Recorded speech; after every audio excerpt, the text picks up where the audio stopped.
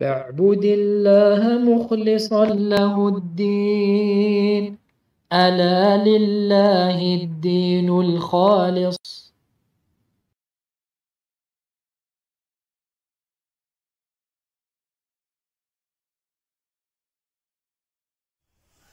إن الحمد لله نحمده ونستعينه ونستغفره ونعوذ بالله من شرور أنفسنا وسيئات أعمالنا، من يهده الله فلا مضل له ومن يضلل فلا هادي له. وأشهد أن لا إله إلا الله وحده لا شريك له، وأشهد أن محمدا عبده ورسوله صلى الله عليه وعلى آله وصحبه وسلم. يا أيها الذين آمنوا اتقوا الله حق تقاته ولا تموتن إلا وأنتم مسلمون. يا أيها الناس اتقوا ربكم الذي خلقكم من نفس واحدة وخلق منها زوجها وبث منهما رجالا كثيرا ونساء، واتقوا الله الذي تساءلون به والأرحام إن الله كان عليكم رقيبا. يا أيها الذين آمنوا اتقوا الله وقولوا قولا سديدا يصلح لكم أعمالكم ويغفر لكم ذنوبكم، ومن يطع الله ورسوله فقد فاز فوزا عظيما. أما بعد، فإن أصدق الحديث كتاب الله، وخير الهدي هدي محمد بن عبد الله، وشر الأمور محدثاتها، وكل محدثة بدعة، وكل بدعة ضلالة، وكل ضلالة في النار. ثم أما بعد، إخوتي في الله والأخوات، السلام عليكم ورحمة الله وبركاته. فما زلنا نقرأ كتاب التمهيد لشرح كتاب التوحيد الذي هو حق الله على العبيد بمعالي الشيخ الصالح ابن عبد العزيز آل الشيخ حفظه الله تعالى. قال المؤلف رحمه الله الشيخ محمد ابن عبد الوهاب رحمه الله: باب من الشرك أن يستغيث بغير الله أو يدعو غيره. وقول الله تعالى: ولا تدع من دون الله ما لا ينفعك ولا يضرك فإن فعلت فإنك إذا من الظالمين، وإن يمسسك الله بضر فلا كاشف له إلا هو. الآيتان. وقوله تعالى: فابتغوا عند الله الرزق واعبدوه. الآية. وقوله تعالى: ومن أضل ممن يدعو من دون الله من لا يستجيب له إلى يوم القيامة. الآيتين. وقوله تعالى: أمن يجيب المضطر إذا دعاه ويكشف السوء. الآية. روى الطبراني رحمه الله بإسناده أنه كان في زمن النبي صلى الله عليه وسلم منافق يؤذي المؤمنين، فقال بعضهم: قوموا بنا نستغيث برسول الله صلى الله عليه وسلم من هذا المنافق. فقال النبي صلى الله عليه وسلم: إنه لا يستغاث بي وإنما يستغاث بالله تعالى. طيب،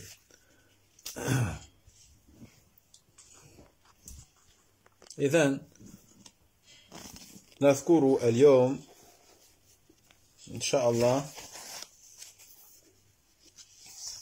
مسائل لهذا الباب، أي باب من الشرك أن يستغيث بغير الله أو يدعو غيره. طيب، فقال رحمه الله تعالى: الأولى أن عطف الدعاء على الاستغاثة من عطف العام على الخاص. طيب. Donc, il dit la première mas'ala, le premier point essentiel de ce chapitre, qui est celui, je le rappelle, fait partie du shirk, le fait de demander secours auprès d'autre qu'Allah tabaraka wa ta'ala, et d'adorer autre que lui ou d'invoquer autre que lui. Il dit le premier point ici, eh bien, le fait que il est permis d'annexer ici la dua, l'adoration ou l'invocation, à la demande de secours. Et que cette forme d'annexion-là est celle que l'on appelle atful am ala al-khas, le fait d'annexer quelque chose qui est général à quelque chose qui est spécifique. Annexer, lier, relier un général, quelque chose de général à une chose spécifique. Voyez? Car ici il est question, donc l'auteur a évoqué dans le titre la demande de secours, puis l'invocation. Ou ad-du'a, on a vu que ça pouvait prendre aussi le sens de l'adoration. D'accord? Et par conséquent, la demande de secours est un élément d'adoration, est une forme d'adoration, la demande de secours.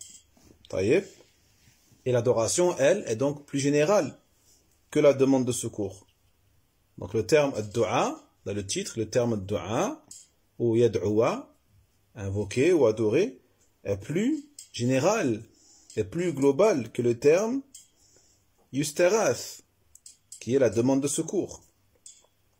Car l'ibada englobe non seulement la demande de secours, mais englobe aussi toute autre chose parmi les adorations pour Allah tabaraka wa ta'ala. Taïb. Donc il est permis d'annexer dans une même phrase, taïb, ce qui est global à ce qui est spécifique. Comme dans le titre ici, Alhamdulillah subhanahu wa ta'ala, ou comme dans la parole d'Allah tabarak wa ta'ala, Ya ayyuhalladhina amanu, irka'u wasjudu wa'budu rabbakum. Allah tabarak wa ta'ala, la sourate Al-Hajj, qu'est-ce qu'il dit? Le sens du verset, ô vous qui avez cru, inclinez-vous, prosternez-vous et adorez votre Seigneur. Donc là, dans ce verset-là, on a également ce qu'on appelle atf, al-am al-khas, le fait qu'Allah tabarak wa ta'ala est annexé ce qui est général à ce qui est spécifique. Car qu'est-ce qu'il a dit au début? Il a dit inclinez-vous, prosternez-vous et adorez votre Seigneur. Il n'y a pas de doute que l'inclinaison et la prosternation sont des adorations.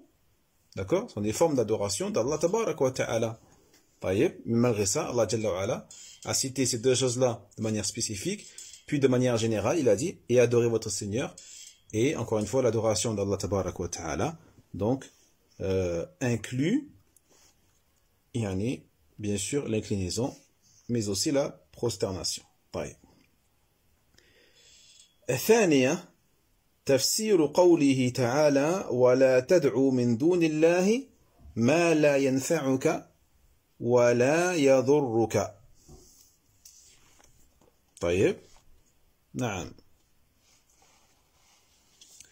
قال الشيخ العثيمين رحمه الله تعالى الخطاب في هذه الآية للنبي صلى الله عليه وسلم خاصة بدليل الآيات التي قبلها.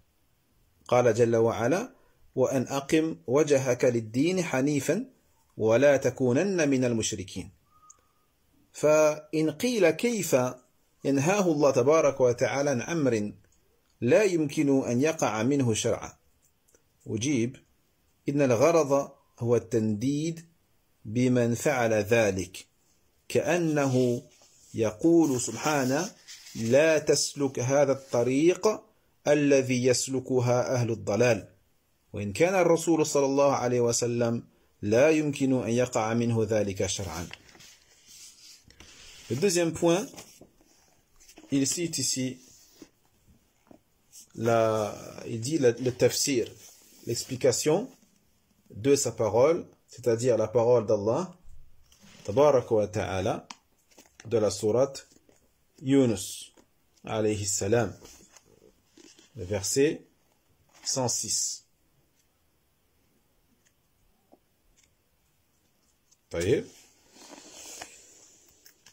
Donc la parole d'Allah, et n'invoque pas en dehors d'Allah ce qui ne peut ni te profiter ni te nuire. Il dit le Cheikh Al-Uthaymin rahimahullah ta'ala, ici Allah tabaraka wa ta'ala s'adresse dans ce verset-là au prophète de manière spécifique. Et la preuve qu'Allah Jalla wa Ala s'adresse en disant et n'invoque pas et n'adore pas en dehors d'Allah ce qui ne peut ni te nuire ou ni te profiter ni te nuire, eh bien c'est ce qu'il y a avant, les versets qui précèdent ce verset-là.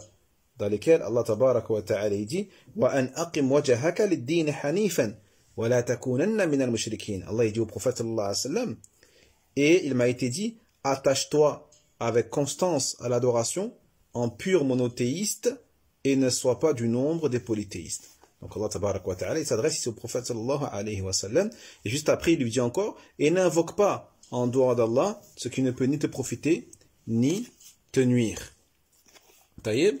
Donc si quelqu'un demande, comment se fait-il qu'Allah tabaraka wa ta'ala a interdit une chose au prophète sallallahu alayhi wa sallam, alors que bien sûr il est connu que le prophète, il ne fait pas ce genre de choses, il ne peut pas faire ce genre de choses, ne peut en aucun cas associer Allah tabaraka wa ta'ala. C'est le prophète d'Allah, c'est le messager d'Allah alayhi salatu wa salam.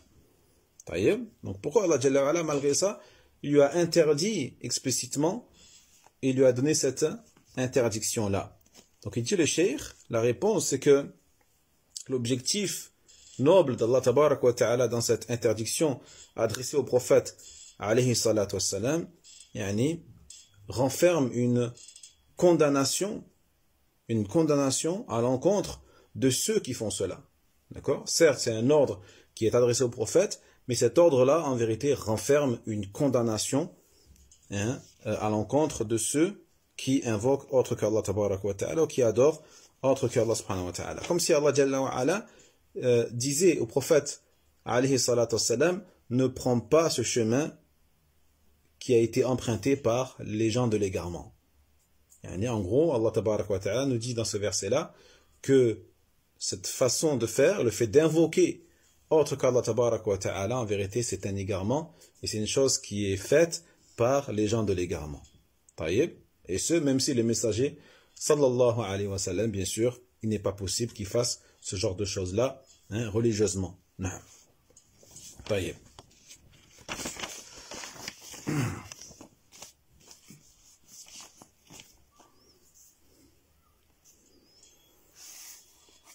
ثم قال المؤلف رحمه الله الثالثة أن هذا هو الشرك الأكبر وهذه المسألة تؤخذ من قوله تعالى فإن فعلت فإنك إذن من الظالمين مضافا إلى قوله إن الشرك لظلم عظيم. طيب.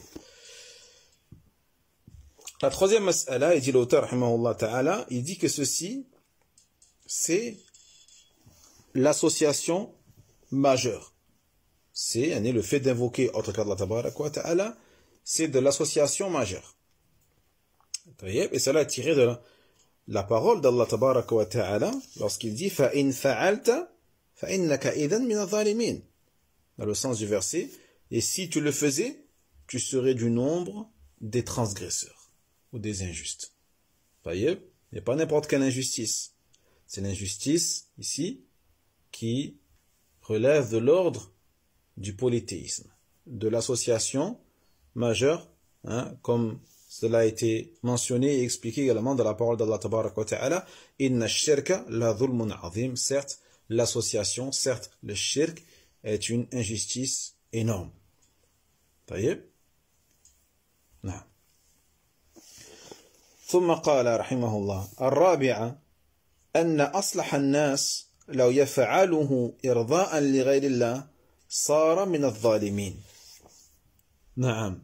وهذا يؤخذ من كون الخطاب للرسول صلى الله عليه وآله وسلم وهو أصلح الناس، فلو فعل ذلك إرضاء لغير الله صار من الظالمين، حتى لو فعله مجاملة لإنسان مشرك فدعا صاحب قبر إرضاء لذلك المشرك فإنه يكون مشركا إذ لا تجوز المحاباة في دين الله تبارك وتعالى. Il dit, dans le quatrième point, rahimahullah, il dit le fait que le plus pieux et le plus pur des hommes, s'il faisait cela, s'il invoquait, s'il adorait autre qu'Allah tabaraka wa ta'ala afin de satisfaire autre qu'Allah subhanahu wa ta'ala, il deviendra parmi les injustes, parmi les transgresseurs. Voyez? Il dit le Cheikh Al-Uthaymin, cela est pris du fait qu'Allah tabaraka wa ta'ala ici est parlé au messager. Et parlé au messager sallallahu alayhi wa sallam de manière spécifique. Et on sait que le messager, bien sûr, est la personne la plus vertueuse parmi les descendants de Adam alayhi salam. Taïb. Et donc, si cette personne la plus vertueuse qui soit faisait cette chose-là, cet acte associateur dans le but de satisfaire autre qu'Allah tabaraka wa ta'ala, eh bien, il sera parmi les injustes. Il sera parmi les polythéistes. Même s'il fait cela, par courtoisie, pour des gens polythéistes. S'il fait cela, s'il invoque, par exemple, l'occupant d'une tombe, afin de satisfaire les polythéistes, eh bien, il sera à ce moment-là un polythéiste comme eux. Et même s'il faisait partie des gens les plus nobles, ou même s'il était le plus noble, le plus vertueux des gens. Car il n'est en aucun cas permis de faire des concessions ou de transiger dans la religion d'Allah tabaraka wa ta'ala. طيب ثم قال المؤلف رحمه الله الخامسة تفسير الآيات التي بعدها تفسير الآيات التي بعدها. Donc il dit par la suite le cheikh, cinquièmement, l'explication du verset qui est énoncé après. L'explication du verset qui est énoncé après, c'est-à-dire la parole d'Allah tabaraka wa ta'ala, wa in yamsaska Allahu bidurrin fala kashifa lahu illa hu, fala kashifa lahu illa hu. On a vu également l'explication de la suite de ces versets-là, toujours dans la sourate Yunus, alayhi salam, si Allah t'inflige d'un mal, nul autre que lui ne saurait t'en délivrer, et s'il te veut un bien, nul ne peut repousser sa grâce. Donc, étant donné que seul Allah tabaraka wa ta'ala peut te délivrer de ce mal, eh bien, il sera plus à même à mériter d'être adoré seul, sans être associé dans cette adoration. Et en l'occurrence ici dans la demande de secours. جيد؟ نعم. السادسة كون ذلك لا ينفع في الدنيا مع كونه كفرا. لا ينفع ذلك في الدنيا مع كونه كفرا. نعم. وهذا كذلك تؤخذ من قوله تعالى وإن يمسسك الله بضر فلا كاشف له إلا هو.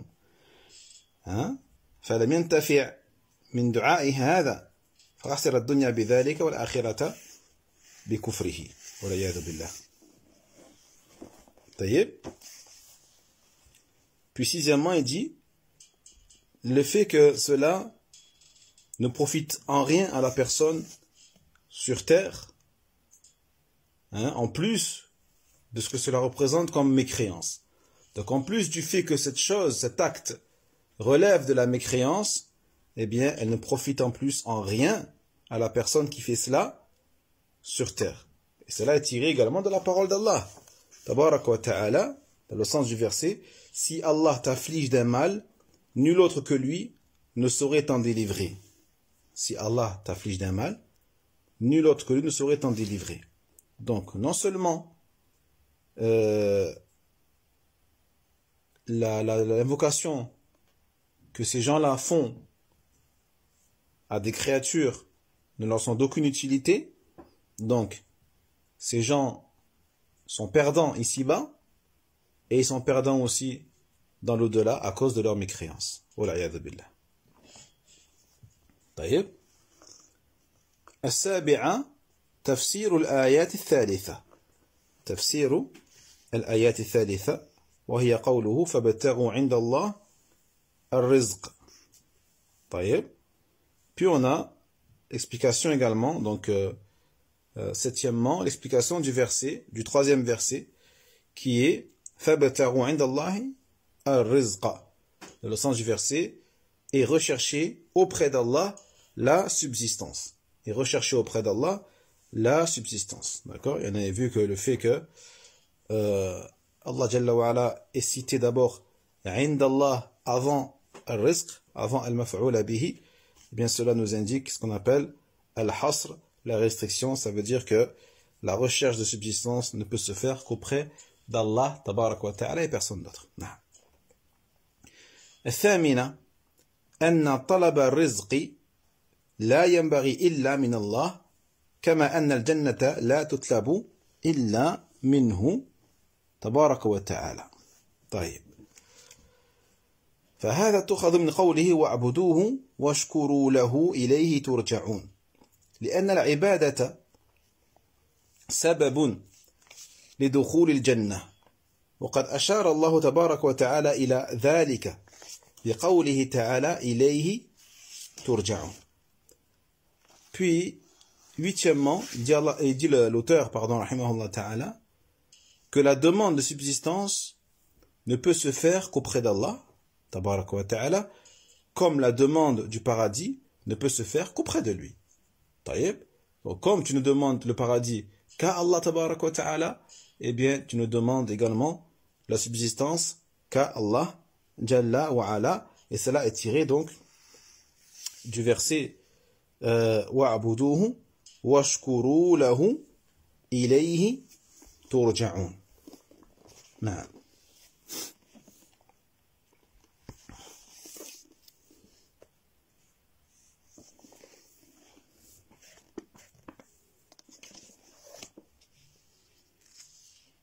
طيب.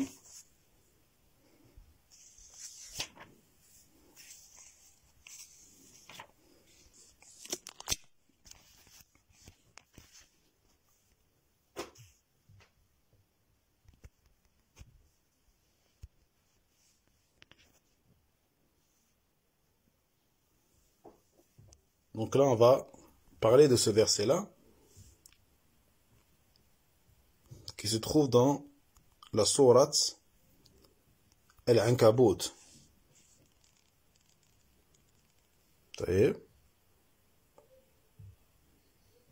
Donc le verset 17 de la sourate Al-Ankabut.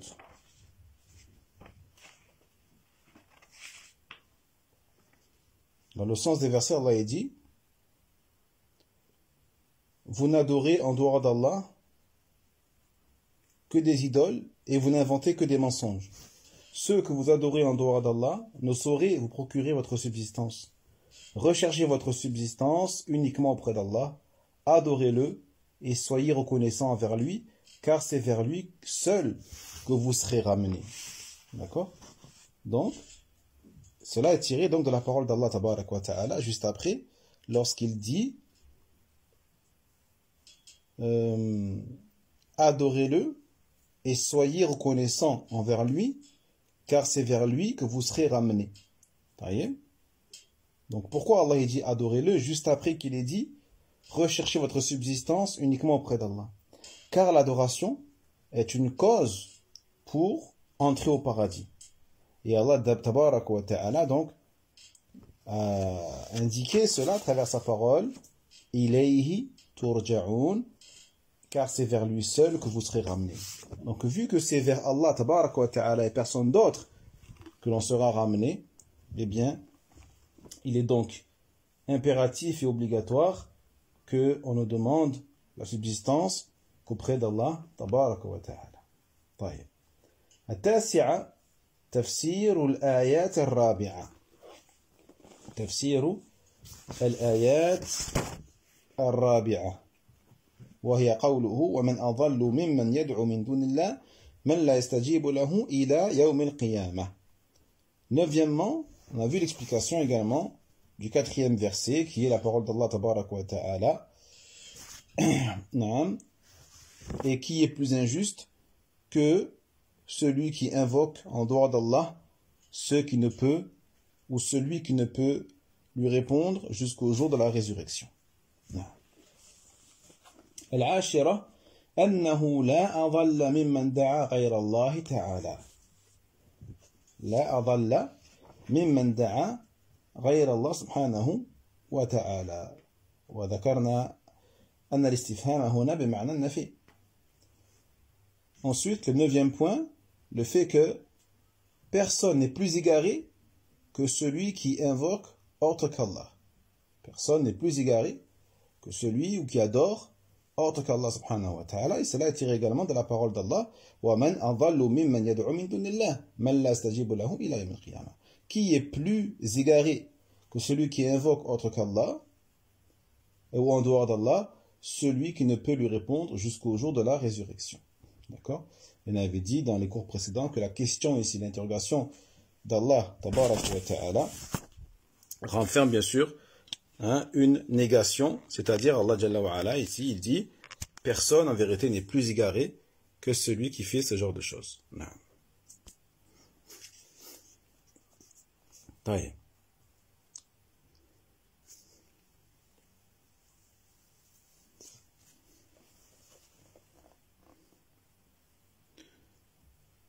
الحادية عشرة أنه غافل عن دعاء الداعي لا يدري عنه.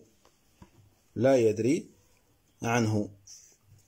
Onzièmement, il dit le cheikh que celui qui est invoqué en dehors d'Allah tabaraka wa ta'ala, en vérité, il est totalement inattentif à l'invocation de celui qui l'invoque et il n'en a aucune connaissance. Et cela donc par rapport à la parole d'Allah, وَهُمْ عن دعائهم غافلون. Et ils sont totalement inattentifs à leurs invocations. الثانية عشرة أن تلك الدعوة سبب لبغض المدعو للداعي وعداوته له. وعداوته له. وهذا من قوله تعالى وإذا حشر الناس كانوا لهم أعداء وكانوا بعبادتهم كافرين. بعبادتهم كافرين. نعم.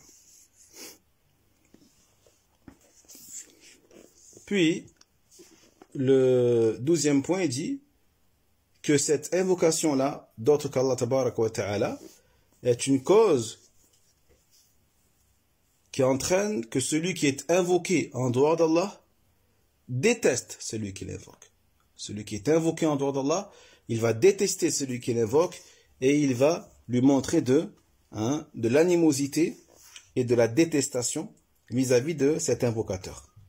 Et cela est tiré de la parole d'Allah tabaraka wa ta'ala. Et lorsque les gens seront rassemblés, ils seront des ennemis à leur rencontre, des ennemis pour eux, et vont rejeter et désapprouver leurs adorations.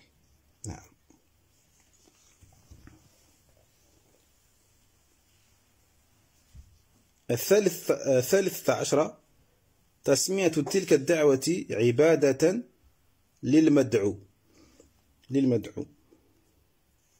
13e point, le fait que cette invocation-là a été appelée adoration vis-à-vis de celui qui est adoré.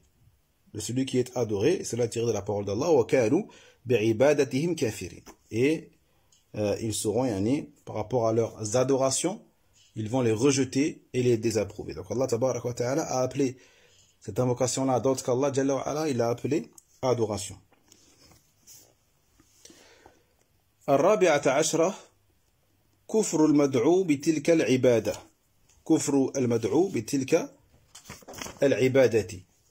ومعنى كفر المدعو رده وإنكاره. فإذا كان يوم القيامة تبرأ منه وأنكره تؤخذ من قوله وكانوا بعبادتهم كافرين. 14e point, le kufr, le rejet ici, ça a le sens de rejet, de la désapprobation de celui qui est invoqué en dehors d'Allah tabaraka wa ta'ala à travers cette adoration. D'accord? Donc le sens de kufr ici, eh bien c'est le rejet, la désapprobation, la condamnation, le désavouement. Taïeb. Donc le jour de la résurrection, le jour du jugement, eh bien celui qui était adoré en dehors d'Allah tabaraka wa ta'ala se désavouera de ceux qui l'invoquaient, va renier, va désapprouver ces gens-là, et cela est pris de la parole d'Allah, وَكَانُوا بِعِبَادَةٍ كَافِرِينَ. Et donc ils seront kafirin, c'est-à-dire ils vont renier, ils vont rejeter leur adoration. الخامسة عشرة هي سبب كونه أضل الناس، وذلك لأمور. هي أولا أنه يدعو من دون الله من لا يستجيب له. ثانيا أن المدعوين غافلون عن دعائهم. ثالثا أنه إذا حشر الناس كانوا له أعداء. ورابعا أنه كافر بعبادته. نعم. Donc on est toujours dans ce verset de la sourate Al-Ahqaf. طيب.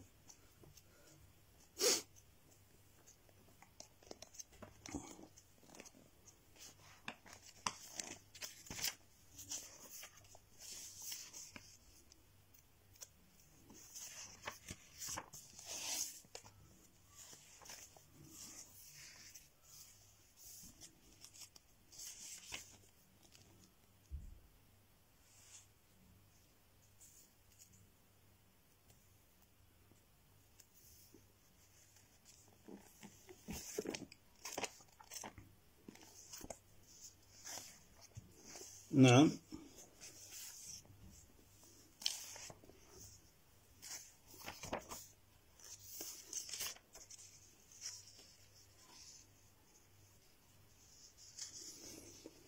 Donc Allah dit, qui est plus égaré que ceux qui invoquent en dehors d'Allah, qui ne sauront les exaucer, qui resteront indifférentes à leur invocation jusqu'au jour de la résurrection. Donc le 15e point, il dit, cela est une cause, ou plutôt la raison pour laquelle celui qui fait ça sera le plus égaré des gens. Eh bien, il y a 4 choses qui font que c'est le plus égaré des gens. La première chose, le fait qu'il est invoqué en dehors d'Allah tabaraka wa ta'ala, ceux qui ne saura les exaucer, ou ceux qui ne saura l'exaucer. Deuxième point, le fait que ces choses qui sont adorées en dehors d'Allah tabaraka wa ta'ala sont totalement indifférentes à leur invocation. Troisième chose, lorsque les gens seront réunis ou rassemblés, eh bien ces choses seront leurs ennemis. Et quatrième raison, le fait qu'elles renieront totalement leur adoration. Donc ces 4 choses font que celui qui les a réunis donc est forcément le plus égaré des gens. Wallahu al-musta'an.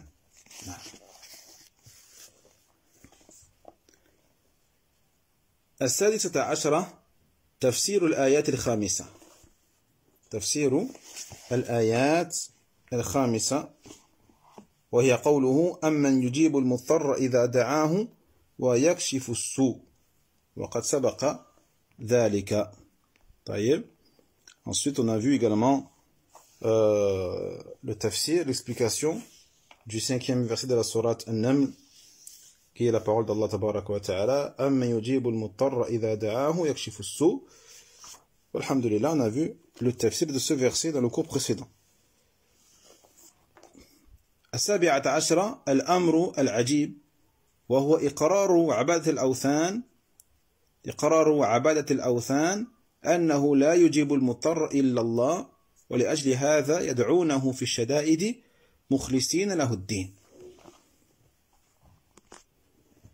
أي نعم. وهو كما قال وهذا موجود الآن، فمن الناس من يسجد للأصنام التي صنعوها بأنفسهم تعظيما، فإذا وقعوا في شدة دعوا الله مخلصين للداعين. طيب، أو مخلصين له دين الله تبارك وتعالى، وكان عليهم أن يلجأوا للأصنام لو كانت من عبادتها حقا، أو لو كانت عبادته حقا. إلا أن من المشركين اليوم من هو أشد شركا من المشركين السابقين، فإذا وقعوا في شدة دعوا أولياءهم كعلي والحسين وإذا كان الأمر سهلا دعوا الله وإذا حلفوا حلفا هم فيه صادقون حلفوا بعلي وغيره من أوليائهم فإذا حلفوا حلفا هم فيه كاذبون حلفوا بالله ولم يبالوا والله المستعان. Avant-dernier point, il dit une chose étonnante, qui est le fait que les adorateurs de ces idoles reconnaissent que ces idoles, ou plutôt que seul Allah tabaraka wa ta'ala est capable de répondre à celui qui est contraint, à celui qui est dans la contrainte, à celui qui est dans le besoin. Seul Allah tabaraka wa ta'ala est capable de lui répondre. Taïb. Donc je rappelle le verset de la sourate An-Naml, verset 62.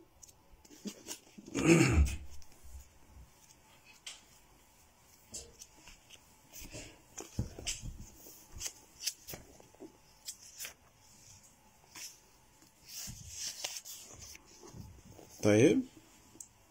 Dans le sens du verset, Allah dit: qui exauce l'affligé et qui l'invoque, dissipe le mal et vous fait vous succéder sur terre. Est-il un autre Dieu en dehors d'Allah? Que vous réfléchissez peu. Donc, qui exauce l'affligé, qui l'invoque? Allah tabaraka wa ta'ala, bien sûr. Taïb. Donc, ce qui est étonnant, il dit, c'est que ceux qui adoraient, ceux qui adorent les idoles, savaient cela, savaient que seul Allah tabaraka wa ta'ala pouvait répondre à l'affligé. Taïb. Et c'est même pour cela que, lorsqu'ils se trouvaient dans des situations de grande détresse, eh bien là, ils invoquaient Allah et Allah seul, et ils unicisaient Allah tabaraka wa ta'ala dans leur invocation. Taïb. Il dit le Cheikh Ibn Uthaymin, cela est vrai. Et cela était quelque chose, ou est quelque chose qui est vrai, et que l'on voit chez les gens, chez ceux qui se prosternent, par exemple, pour les idoles, qu'ils ont construit de leurs mains, afin de les glorifier. Mais lorsque ces gens-là se retrouvent dans des situations très difficiles et très pénibles, eh bien, ils invoquent Allah tabaraka wa ta'ala et ils consacrent leur invocation totalement à Allah jalla wa ala. Taïb. Naam.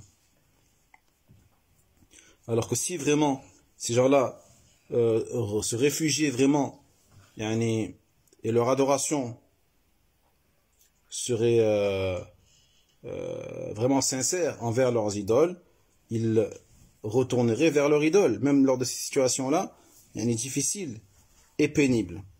Sauf que, dit le cheikh, les polythéistes d'aujourd'hui, ce qui les différencie, parmi les choses qui les différencient de ceux d'avant, eh bien, c'est que même eux, les polythéistes de notre époque, lorsqu'ils se retrouvent dans une situation de grosse difficulté, eh bien, ils se mettent encore plus intensément à invoquer autre qu'Allah tabaraka wa ta'ala parmi les alliés d'Allah jalla wa ala, tels que Ali ou le Hussein.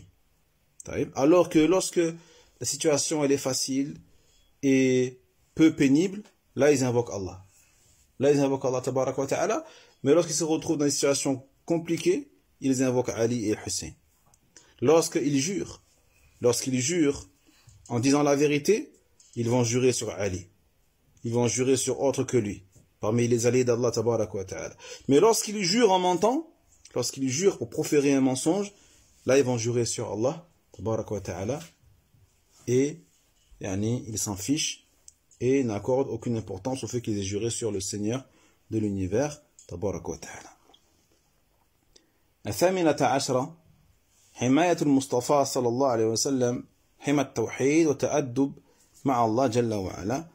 يختار المؤلف رحمه الله تعالى أن قوله لا يستغاث بي من باب التأدب بألفاظ والبعد عن التعلق بغير الله تبارك وتعالى، وأن يكون تعلق الإنسان دائما بالله وحده، فهو يعلم الأمة أن تلجأ إلى الله جل وعلا وحده إذا وقعت في الشدائد ولا تستغيث إلا به وحده.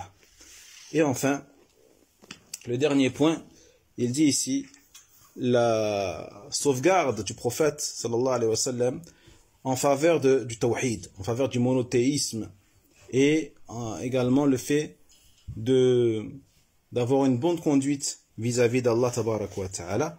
Donc ici l'auteur a dit que la parole du prophète sallallahu alayhi wa sallam dans le hadith, la yustaghathu bi, on ne demande pas secours à moi, yani ici ça relève plus du bon comportement avec Allah tabarak wa ta'ala à travers les formules, à travers la façon de parler, et également le fait de s'éloigner, de s'attacher à autre que Allah tabarak wa ta'ala. D'accord? Jusqu'à ce que l'attachement de la personne soit en permanence à Allah tabarak wa ta'ala seul. Donc à travers cela, le prophète a voulu leur enseigner, yani, à la communauté, de revenir et de se réfugier auprès d'Allah tabarak wa ta'ala seul quand elle se retrouve dans des situations difficiles ou de détresse. Taïeb, il a voulu donc que la Ummah ne demande le secours qu'auprès d'Allah tabarak wa ta'ala dans ces moments-là. Wallahu ta'ala a'lam. نكتفي بهذا القدر إن شاء الله والعلم عند الله وآخر دعوانا أن الحمد لله رب العالمين وصلى الله على نبينا محمد وعلى آله وأصحابه أجمعين وسلم تسليما بارك الله فيكم والسلام عليكم ورحمة الله وبركاته. وينجي الله الذين اتقوا بمفازتهم لا يمسهم السوء ولا هم يحزنون.